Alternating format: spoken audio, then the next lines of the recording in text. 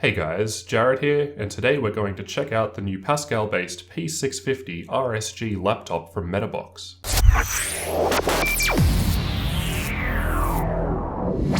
The P650RS-G is a newer and higher-end laptop in the Prime series from Metabox, an Australian company that specialise in high-end laptops. This laptop is similar to the P650RE model that I've previously reviewed with very similar specs. However, now the graphics card is an Nvidia 1070 rather than a 970M, so that should help us out a lot in games, as we'll see a bit later on in the benchmarks. Inside the box we have the laptop itself, user guide and driver CD, as well as the power brick and power cable. So let's jump right into the specs of the laptop. Keep in mind that you can customize these pretty drastically when ordering online, so you can select the components that you want.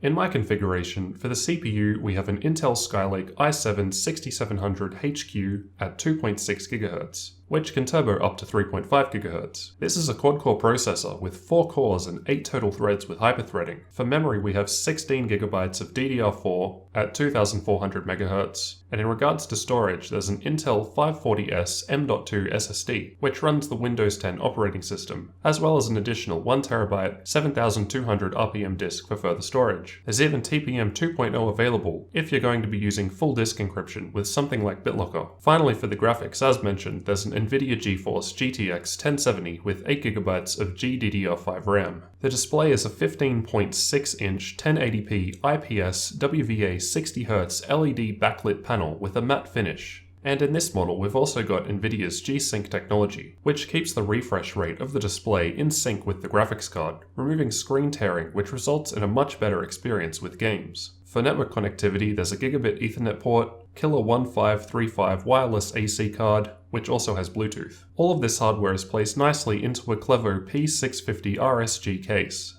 which has a black brushed metallic look to it and is made out of an aluminium alloy, making the overall build quality really nice. The physical dimensions of the laptop are 38.5 cm in width, 27.1 cm in depth, and just 2.88 cm in height, so it's pretty thin for the amount of power that you get inside. The total weight of the laptop, including the power brick, is 2.65 kilograms, which is still fairly portable in my opinion. The laptop has enough weight to allow you to easily open the lid with just one hand, which was nice. The screen looks nice under normal conditions, however in the dark I did notice a bit of backlight bleed around the corners, which is fairly typical with IPS backlit panels. The brightness can be adjusted quite a bit, and the viewing angles on the screen are very good. I can easily see details clearly from any sharp angle, which was pretty impressive. The surface of the screen has a matte finish to it, which I prefer over a glossy screen, as you can more easily see what you're doing, regardless of the lighting situation, as there's much less distracting reflections shown. You can optionally get Nvidia's G-Sync technology with your panel, which this particular model does have. I found that G-Sync significantly helped in reducing screen tearing while playing games, and should definitely be considered if you're planning on playing a lot of games on the laptop, and want the smoothest possible experience. Above the display is a 2-megapixel camera which is capable of 1080p video. While the quality isn't that great, which seems to be pretty common with inbuilt laptop cameras, it'll be enough to get the job done in things like video conferences. The keyboard has been excellent and feels great to type on. It's one of the best laptop keyboards that I've used, and it's noticeably better compared to other Metabox laptops that I've previously used. It's a full-sized keyboard, so there's a numpad included, and all of the keys are RGB backlit, allowing you to further customize them how you want.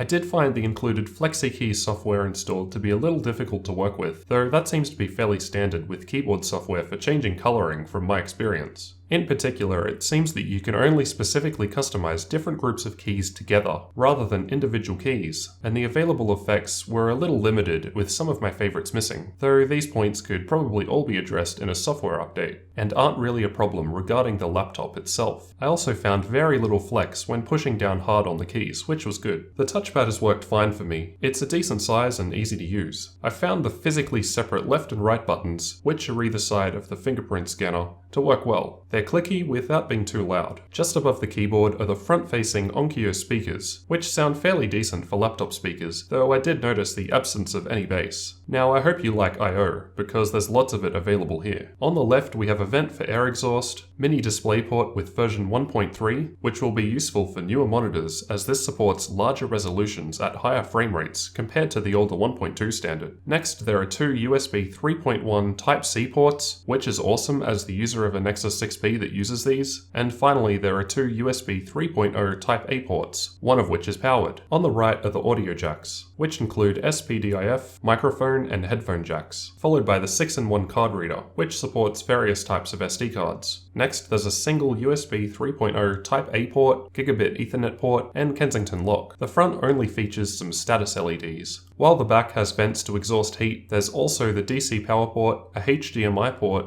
and another mini display port. Underneath, there's a bunch of air intakes to help keep all of the components cool, as well as some rubber feet, which both stop the laptop from moving around on flat surfaces when in use, and also rise it a little to let cool air in. The included battery is a 4-cell lithium-ion polymer battery rated at 60 watt-hours. The battery is rated to last for 325 minutes, and with a full charge and doing basic tasks such as web browsing with the screen on half brightness, Windows 10 estimated that it would last for around 4 hours. So while that isn't quite meeting that, I still think it's a decent battery time considering the powerful hardware we're dealing with. While running the benchmarks on battery power, the estimate quickly reduced to around just 1 hour, though frame rates were capped at 30 frames per second, which was due to Nvidia's battery boost feature, which limits FPS to 30 while running on battery in order to let you play your games longer. Considering the high specs of the machine, I think the battery life is fairly decent, and should allow you to get plenty of things done on a full charge, with the exception of lots of hardcore gaming, which shouldn't be surprising in general with gaming laptops. So with all of that in mind, how's the laptop to actually use? While using the laptop normally, I found the performance to be really good, which is to be expected, based on the high power specs inside. I'm running Windows 10 Home Edition on this, and have not had any slowness or delay at all while using the OS or installed programs. Everything has performed well with no issues.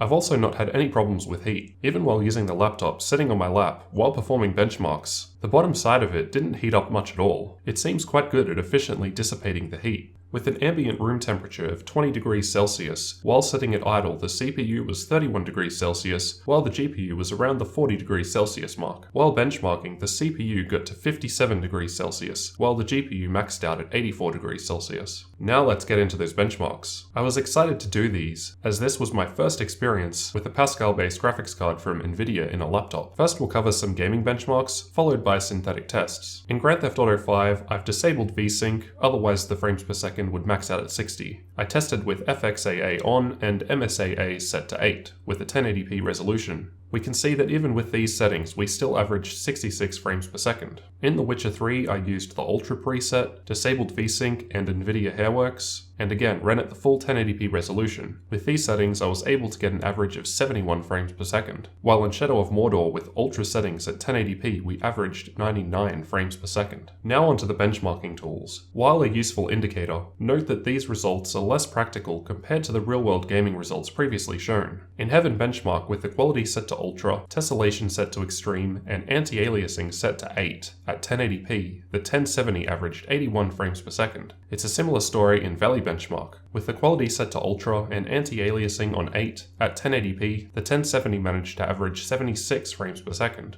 The Passmark benchmark resulted in a score of 8,373 for the CPU, 9,048 for the 3D graphics, and 4,256 for the overall score, putting this laptop in the 88th percentile. Pretty impressive. I ran both the Firestrike and TimeSpy benchmarks from 3DMark and got scores of 12,151 and 4,878 respectively. I'll leave a link to the full results in the video description. I did have G-Sync disabled during these tests, so that the frames per second was not limited to the panel's refresh rate of 60 Hz. With G-Sync enabled, things are noticeably smoother with no screen tearing, as the refresh rate of the display is 60 Hz, and the 1070 inside was able to run current games well above 60 frames per second on maximum settings. G-Sync should perform well and keep things at 60 frames per second consistently, without screen tearing. In Crystal Disk Mark, the SSD performed around 550 megabytes per second in sequential reads, and 470 megabytes per second of sequential writes, while the Spinning Rust hard drive was only around 120 megabytes per second both read and write, which is expected and fine for a larger non-SSD based storage drive. The laptop comes with a 2-year warranty and the option of extending to 3 years, and in the past I've found dealing with Metabox support to be a great experience overall. The Metabox P650RS-G is a very powerful laptop, which is easily capable of running current games at respectable frame rates, with high settings thanks to Nvidia's GTX 1070. The P650RS-G starts at $2,469 Australian dollars, and most of the components can be further upgraded to suit your needs, so the final price will depend on your custom selection. You can check out their website at metabox.com.au and customize your own high-end laptop, and I've left a link in the video description for this specific model. So what did you guys think of the P650RS-G laptop from Metabox? Considering the high specs, I think it's pretty awesome that a laptop of this size can be this powerful. Let me know what you guys thought down in the comments, or simply leave a like or dislike on the video, and don't forget to subscribe for future videos like this one.